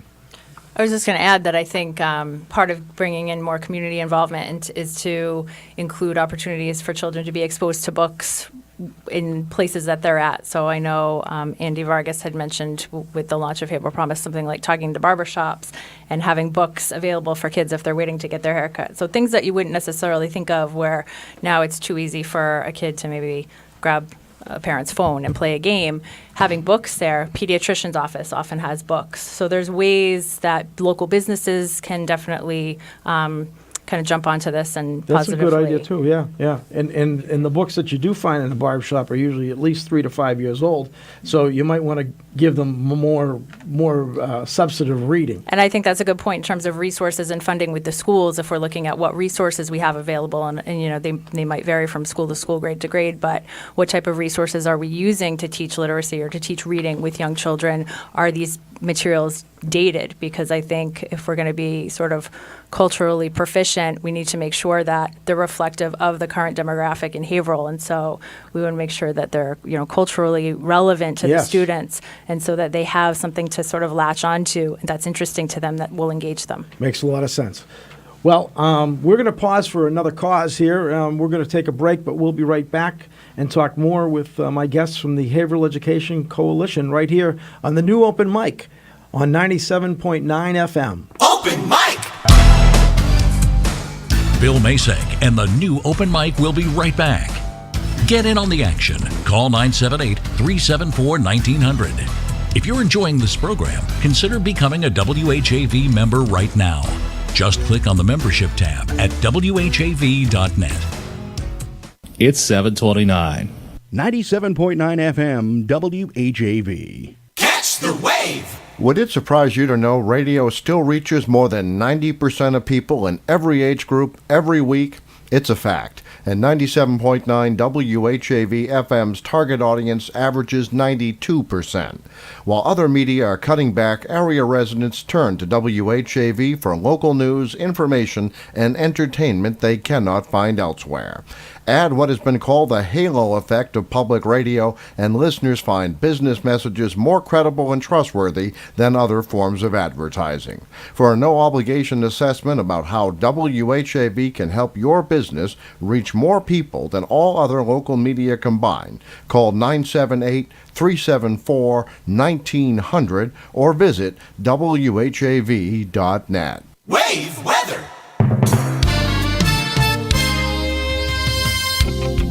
Here's the wave weather forecast for Haverhill and the Merrimack Valley. For tonight, increasing cloudiness, low 31, light south winds. On Tuesday, cloudy with a chance of rain, possibly mixing with snow, developing in the afternoon. High 48, low 41. And the outlook for Wednesday, a chance of rain, then becoming partly cloudy and breezy. High around 60, low 29. I'm WHAV meteorologist Jim Vaughn. Your next wave weather in 30 minutes. WHAV Open Mic. From the Edwin V. Johnson Newsroom, 97.9 WHAV FM presents the new Open Mic Show with Bill Macek. Make your voice heard. Call 978-374-1900. That's 978-374-1900. And we're back on the new open mic on 97.9 FM WHAV. I'm Bill Macek, the host of the program. And tonight we are talking right now to a couple of people from Haverhill Education Coalition, the Haverhill Education Coalition. And it's Dr. Thomas Granneman and Jill Story. And we're talking about their cause this year, or at least their primary focus, literacy, and especially by the third grade, right? That's correct. Okay, and we have a big program coming up on Wednesday night at the Consentino School in Haverhill that HEC is going to be putting on. You have special featured speakers, and then you're going to have a panel discussion. And you were just mentioning to me while we were in break that it's for everybody. It's not just for parents. And maybe you can elaborate on that. Well, I think it is a community discussion, and it is sort of the takes a village approach to early reading. We're doing a lot of things that are happening not only in the schools, but it's important things for parents to do, for relatives, grandparents to do in the home, but it also is for people engaged in the community, local businesses. You might want to talk about some of the ideas that we've heard about of getting books into children's hands. Waiting areas. Yeah. Yeah. Any place where kids could be reading, or there's any downtime, to have books available so that it's something that kids can be doing. Now, how many kids are reading books on a tablet? Is that starting to happen? I mean, I think it varies. Like the old Kindle. You know, it's funny because a lot of probably adults have a preference for reading an actual book. Yeah. Although that's shifted a little bit depending on the age. I know I have two kids that are in elementary school and one in middle school, and my middle schooler tends to prefer the actual hard book. Yeah. She's just a little bit older. Yeah. And then I read the books to my kids. So when I'm reading to my first grader, it's always a book. It's never on a tablet. When she's working independently, there are some programs, RAS Kids A to Z is something that they do in school, and they have level text so that teachers can pair kids up to where they're at, and so then they can have access to books. And there are many PBS Kids, and there are many different opportunities for kids to be reading online. I think the challenge with a tablet is it's harder as a parent to monitor that sometimes, and so I think part of early literacy is that interaction between adult and child. That's a key component, and just when you're reading, the way that your voice, is the inflection in your voice and things like that are important for kids to pick up on, them to be making connections, because the early reading will happen when they're looking at pictures in a picture book and they're making up a story. So before they actually can associate and understand the words, they're already learning how language works and how that translates into the words on the pages. Excellent. Good answer to my question. Tom, you were saying about everybody should come because you're looking for ideas, too. You're not looking to just have a monologue. You're looking to have dialogue. We will have a session for questions, so people will have an opportunity to submit questions on cards, and we'll answer them, discuss them among the committee members or the panel members. So people, anybody who has ideas can bring an idea, float it to see if it gets a response from the group, and that would include. I would invite students to come. The students, high school level students, they've had a closer experience with the Haverhill education system and may have some good insights that we'd like to hear about. That's a good thought. And particularly any that are interested in either education or public policy, because this really is community policy making, sort of what we hope is the start of education policy in Haverhill. Excellent. And I think you even saying students is just what an open door concept. And looking for ideas. You haven't just formulated the way you think it should be. You're looking for other people to give their ideas. And those are the people that could call in right now and throw an idea past you at 978-374-1900. So the lines are open right here on the new open mic at 978-374-1900. Don't be shy. Come on, call in. We like to hear from you. And I know that Tom and Jill would like to call in too. Why am I doing that? I know story. You see, I asked you last week, and now anyway, I won't forget. All right. So 978-374-1900 is the number to call. And on your list of things that you wanted to handle, is there anything else that you'd like to go over? I think we've covered quite a lot. You covered it already, yeah. But I think really important to invite everybody to participate and to come on Wednesday night, and I think we'll have a good program. Great. Well, I'm sure you will, and I will be there, and I'm sure that the one of the founding members from his kitchen table, Tim Jordan, will be there, right? That's right. Tim will be. Is he actively involved in the program? He's actively involved. He moderated last year. But this year Joanna Dix will be moderating, and we'll have. We've even tapped the mayor to talk for 1 minute. He's promised not to talk more than 1 minute. So, get the cane out. No, he's pretty good. He understands when you say a minute, he'll try to do a minute. But he can get into it though, and he's into it. He is the chair of the school committee. How do you think the new superintendent is going to do? You said that you had some early on contact with the applicants. Well, I was on the screening committee, so right. I didn't go through the entire process, but I was very impressed with the new superintendent, Margaret Mariota, and. She brings a lot of skills, and I think one thing that happened this year was the Haverhill really committed to go out and search for the best superintendent everywhere. I know that was really the mandate from the mayor, was to find the best superintendent wherever we can find them. Right. And they really did that and did a very broad screening job. And I know some people are attached to local candidates, but I think it was the right thing to do to go out and get as many candidates as you can, and I think we got some very good candidates. And they did a very good process. I think you did, and I think that it's always hard to decide which one fits best. But I think she'll do a great job, and the thing that I think her expertise is that I haven't seen a lot of press on is that she's very knowledgeable and has great experience in special needs, special ed. She does. She has a lot of experience in special ed. She has a lot of experience in administration.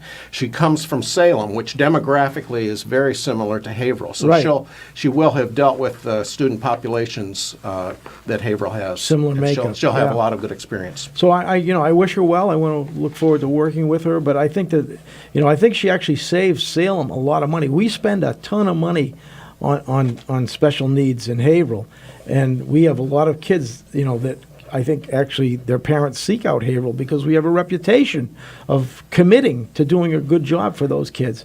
And, maybe she can not only save us money, but maybe improve the programs. And I hope this event will help put some things on our agenda to think about and to work toward. I think we'd have to rely on the professionals to figure out the details of all these things, but I think it's important for people to start to grasp what the opportunities are, what the possibilities are. Even as an economist, I start thinking about what are the costs of these different ways of addressing early reading, and are there ways that are more efficient or less costly to get everybody up to reading by third grade. Right, and when you think you got it figured out, the next day you come up with a better idea, right? Or you come up with a problem that you didn't think about, so you got to. It's always in a change or in flux in a lot of ways. No matter what, not just education, but life. Continuous improvement. Right, exactly. I like that, continuous improvement.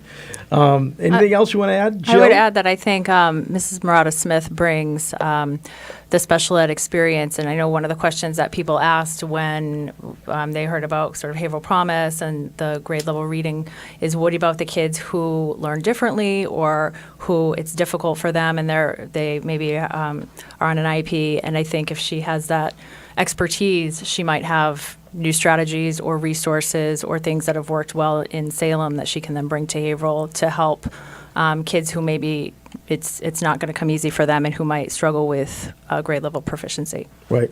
I think that I personally got along well, and I thought that Superintendent Scully did a great job in many areas, helped build Hunking and bring it in under budget. He has a lot of experience. And I think it's just maybe time to shift and go to a fresh face and a new person that maybe has some different ideas.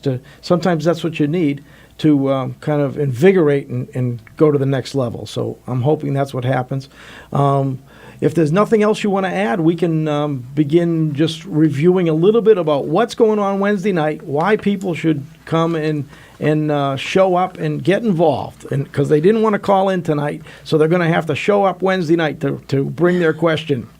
All right, so Wednesday night, Consentino School, and it's at 7 p.m., and it's Haverhill Reads. We're having a forum with several guest speakers. Amy O'Leary, Titus Dos Romitos are going to be the keynote speakers, and then we have a panel of local experts who are going to talk about literacy and what we're already doing in Haverhill and ways that we can continue to improve, and the importance of grade level proficiency by third grade, and why this is something that all community stakeholders should be invested in and should be interested in. Well said. Okay, so I'll look forward to seeing both of you Wednesday night at Consentino School in the 600 block on Washington Street.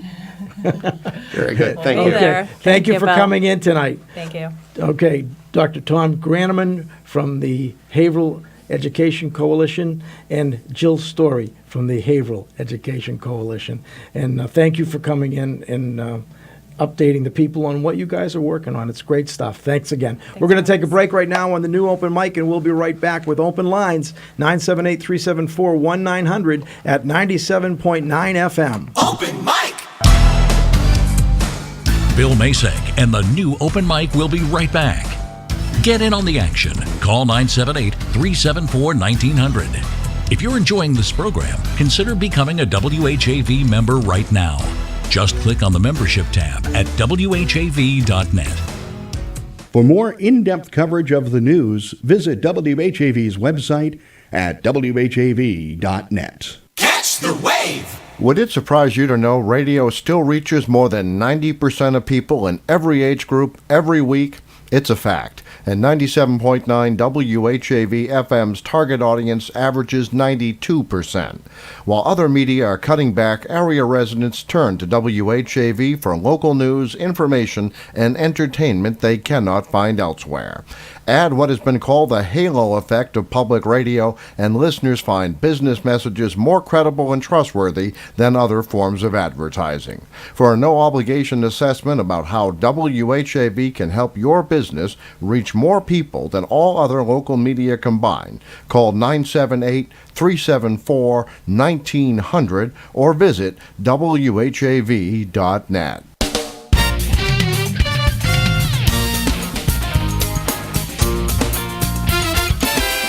Catch the wave. WHAV. Open mic. From the Edwin V. Johnson Newsroom, 97.9 WHAV FM presents the new Open Mic Show with Bill Macek. Make your voice heard. Call 978-374-1900. That's 978-374-1900. And yes, I am back. No guests for the final quarter hour. I'm Bill Macek on the new Open Mic program on WHAV, and we have open lines. So if you'd like to call in and join the conversation with me, please do. 978-374-1900. You know, one of the things that's on the City Council agenda, we're looking at how we're going to handle the coming of recreational marijuana. So if you have a thought on this, I would love to hear it. And a lot of people would love to hear it, I think, because it isn't totally sifted out. You know, we probably, under the Cannabis Control Commission, we probably need to cite 5 locations for the sale of recreational marijuana. So where do you think they should be? You know, we have to provide reasonable access to real property for them to locate. It could just be an area that includes land, but also maybe some rental or buildings, property for commercial property for sale, where somebody could open up a recreational marijuana retail operation. How do you feel about this? Haverhill voted, and I'd like to make clear, where Haverhill stands. Haverhill voted in favor. Over 50% of the voters in the election voted in favor of allowing recreational marijuana in the city of Haverhill. Because of that vote, we are required by the state regulations to provide a minimum of 5 stores under their formula for the sale of recreational marijuana. And there are other things, too, that come with it, other categories, and we also have to decide on those. But I'm just going to stay with the sale tonight, if you want to talk about this at all. Because Lawrence didn't vote in greater than 50% in favor. So they don't have to have any recreational stores. Methuen didn't vote in favor. So they've also decided they don't want any recreational marijuana shops selling marijuana. But Haverhill can't say no. So unless we were to, the only way to change it is if we put it on a ballot, as a ballot question, because it was a ballot question that passed over 50% in favor of the sale. And so now it would take another ballot question to actually get another opinion, I guess, of the voters as to whether or not they are in favor of it. Now, it wasn't a landslide in favor of it, and many people think that it might be a different vote if the question were asked again, because a lot of people aren't opposed to the idea, but they're opposed to maybe where it might be located. And so that makes them think, well, if I can't control, I didn't think it was going to be in this area near my house or close to my house or a mile away from my house even. They're concerned about a lot of things that we hear.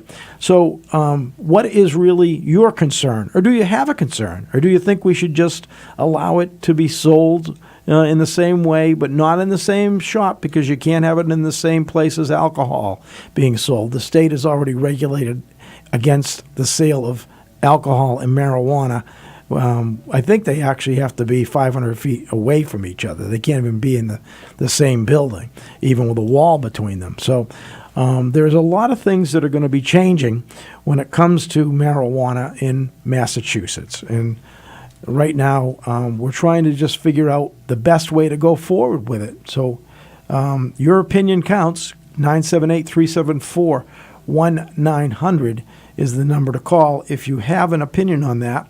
And whether, there's a few other things that, we're wondering about, because we can only guess on certain things. If we don't hear from people, we're only guessing how you feel. So you can call in and let us know whether you use marijuana, whether you know people that use marijuana, whether you think the legalization of recreational marijuana will make more people smoke. Well, a lot of people say the same people that have been buying it from their local pot dealer are going to just buy it legally now. And the other concern is that the local pot dealer, a lot of them are now getting things laced in like fentanyl into different types of product that are being sold, so it'll be a much safer product to use. And medical marijuana is another whole thing. And my producer, Chris, has just held up the whiteboard and says we have a call. So we've got a call, hopefully, on this topic. Hello, caller. Hi, Bill. Hi. Greg over in Bradford. I thought I wanted to check in on this. Greg. Great to hear from you, Greg. Thanks for calling Good in. to hear.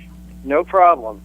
You know what my biggest concern is about legal marijuana? Of course, you see it now. I mean, I like to put a bumper sticker in my car. Drive defensively. Pot is now legal. Yeah. But getting down seriously, what my issue is that we did vote as a Commonwealth to legalize it. Okay. Right. And those, even though I voted no, my wife and I voted no, we have to accept the mandate of everybody in the state that voted yes. That's the way. That's one thing. Right. On the other hand, it's administration. I think one of the problems that I have with this, now I'm not sure, I know Haverhill voted yes. Haverhill voted in a majority yes. Yes. Right. And we are the only town in the area that voted.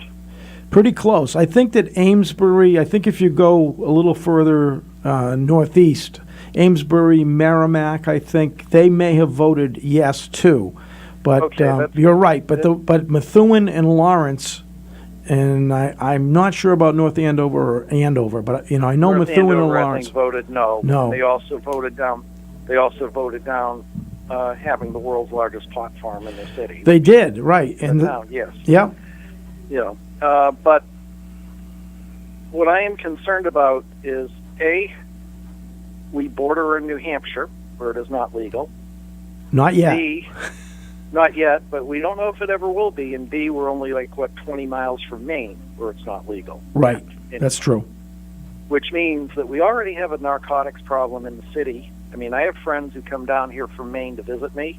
Yeah. And I have to tell them not to go to Westgate with their Maine license plate. Isn't that unfortunate? Well, but you're it right. is. You're Yeah, right. it's Because unfortunate, but the thing is because they will be stopped and they might get stopped and asked, what are you doing here? right. But on the other hand, what I am concerned about is not that pot is legal, but it's legal in the only town in the area of any substantial size is Haverhill, and we're going to become Pot City, Pot City. That's been said, yeah. And That has been said. That hasn't just been said. That's real. it's probably going to be a fact, right? So that's why the city council is somewhat saddled with the question of where to locate. And Right. we did that for medical marijuana, and I think we actually came up with a very good location.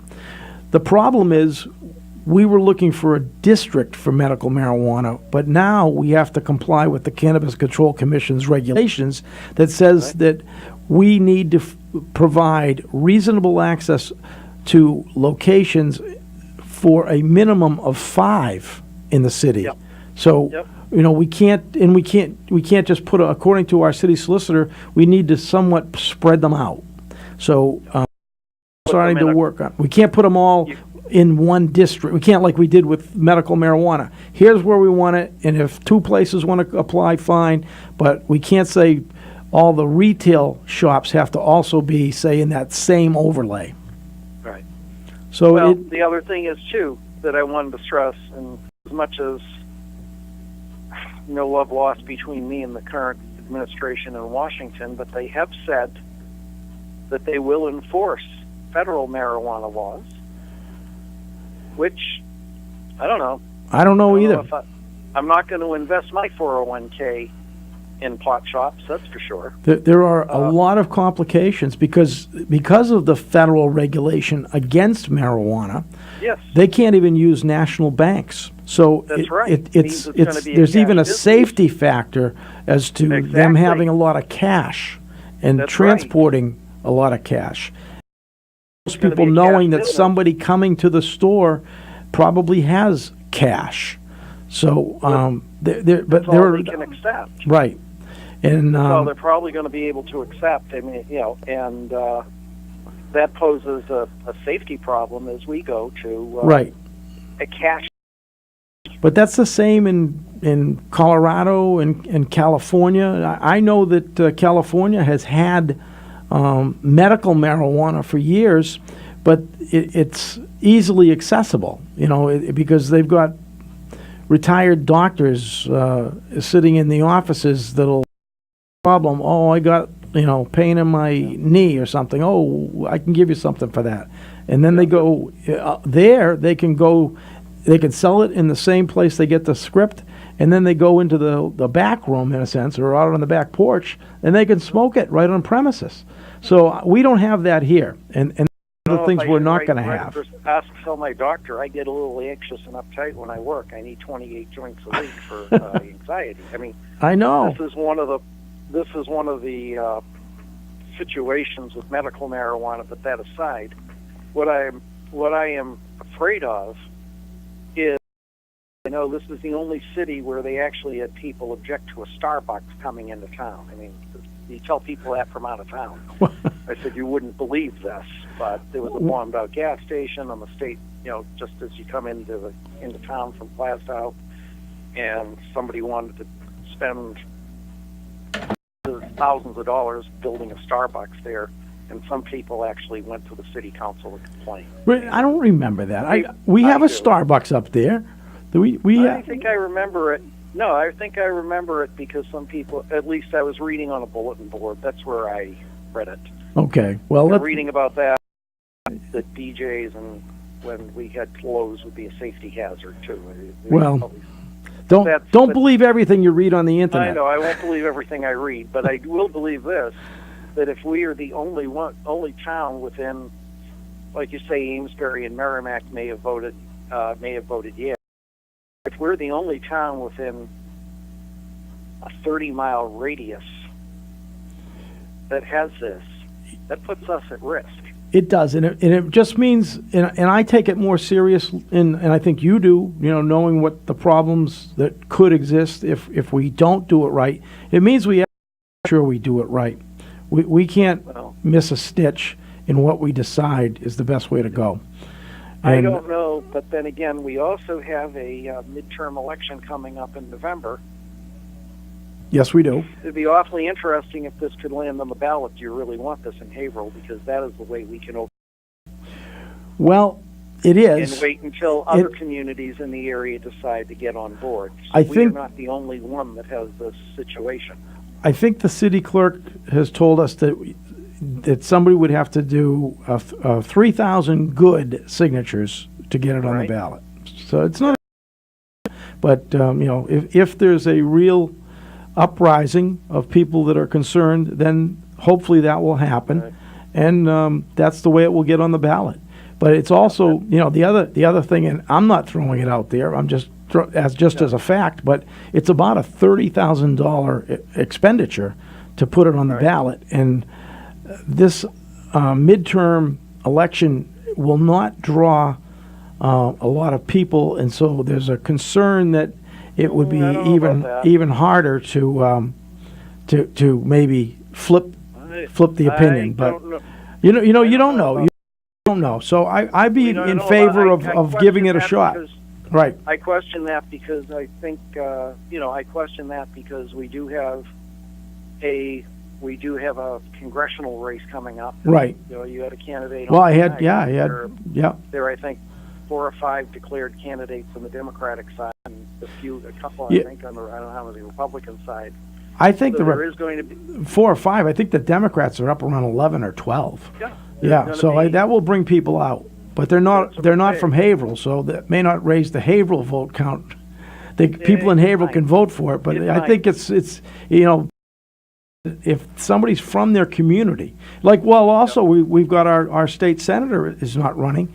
And, you know, we have Diana DeZoglio right now, our rep for a portion of Haverhill, is looking to go for that Senate seat. So that should bring people out. Well, I think there is interest You're right. in this, but what You're I'm right. saying is, about it is, I don't know, I'd like to see at least us sit back, put it off somehow, if we could, legally, through a ballot question. Well, we've done that. We've got the moratorium on right now, so we Right. could extend So the that gives us moratorium. time to do it. Right, to get We that wanna done. stop it. Right, because we have 6 months after it's effective, which is July 1st.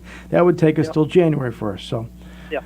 you know what? I really appreciate your call and all your knowledge and thought, and I have to wrap it up. So, Okay. Have a good do one. call in again. I enjoy speaking with you, and thank you for your comments on recreational marijuana, and we'll talk about it again, I'm sure, in Okay. coming shows and other things too. Call in anytime. Thanks, Greg. Okay. And have a great week. Thanks. This is the new open mic. I'm Bill Maxwell. I'm not. I'm Bill Macek. Bill Maxwell for over 20 years in radio is what I use for my. Because I'm from Haverhill, I'm using Bill Macek, so it just comes out. Anyway, we are the new open mic with Bill Macek as your host. We're here every Monday night, 6 to 8. Please do not be a stranger to our show right here at 97.9 FM. Good night. Open mic. Join Bill Macek live on the new open mic again next Monday night at 6. The opinions expressed on the Open Mic Show are not necessarily those of 97.9 WHAV FM, its underwriters, or affiliated stations. The Open Mic Show came to you from the Edwin V. Johnson Newsroom.